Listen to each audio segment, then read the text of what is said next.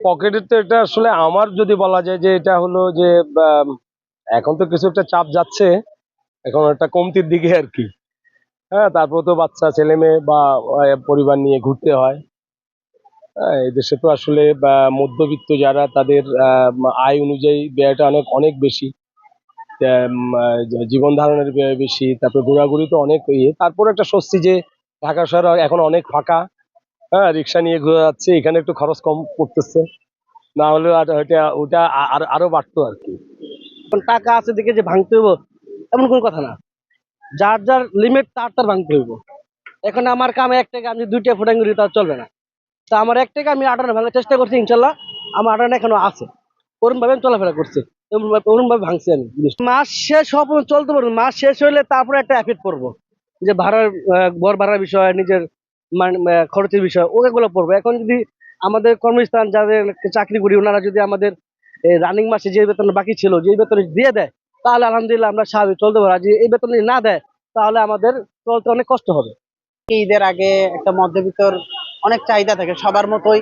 ওর পরিবারকেও চায় যে সবকিছু দেই, বাকি 10 জনের মতোই চায়, কিন্তু আসলে আমাদের মধ্যবিত্তের পক্ষে ওটা সবকিছু গুছায় সবকিছু দেওয়া সম্ভব না।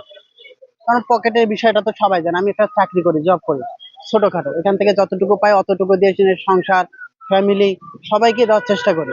এখন ঈদের পরে একটু টানা তো একটু বাজেটের সমস্যা হবে। তার উপর আমার ওয়াইফ একটু অসুস্থ, ওকে নিয়ে ডক্টরের কাছে আসছি। এখানেও অবশ্যই 10-5 টাকা হলেও ব্যয় হচ্ছে।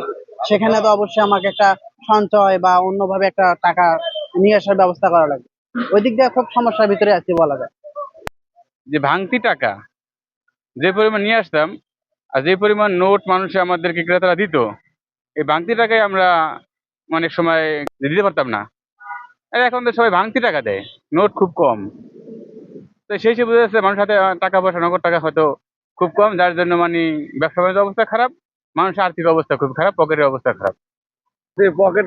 পকেটে এখন বর্তমানে শূন্য। ঢাকা শহর বর্তমানে ফাঁকা, আর কিছুদিনের মধ্যে ঢাকা শহরের লোকজন ঢুকবে, তখন পকেট আবার ভরে যাবে আর কি। হ্যাঁ, এখন বর্তমানে সময় একটু হিমশিম খাচ্ছে, কারণ সরকারের লোক নাই। এই যে চারটে আপনার 10টায় ভাড়া আছে, কেবল 400 টাকা ভাড়া মারছে। এটা মারলে তো হবে না, গাড়ি জমায় 500 টাকা।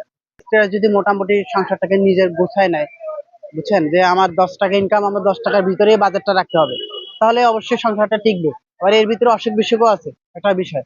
আর যদি ওরা চায় যে না, আমার 10 টাকা ইনকাম, আমার আরো বেশি চাহিদা দরকার, তাহলে আসলে কোনো স্বামীর পক্ষে সম্ভব না। এটা মধ্যবিত্ত হোক বা উচ্চবিত্ত হোক, সবার ক্ষেত্রে। ঈদের আগে তেমন একটা আয় হয় না। আমরা অপেক্ষা থাকি ঈদের দিন থেকে আমাদের ঈদের পরবর্তী যে এক সপ্তাহ, ওই সময়টা আমাদের হয়তোবা কিছুটা আয় হইলে ওইটা দিয়ে আমরা পরবর্তী পর্যায়ে হয়তোবা ফ্যামিলির জন্য একটা কিছু ভালো কিছু দেওয়ার চেষ্টা করি। কারণ ঈদের আগে আমাদের রমজান মাস থাকে, এই সময় তো আমাদের বেচা বিক্রি একটু কম থাকে। কিন্তু সেই তুলনায় বিগত দিনের তুলনায় এবছরটা অনেক খারাপ।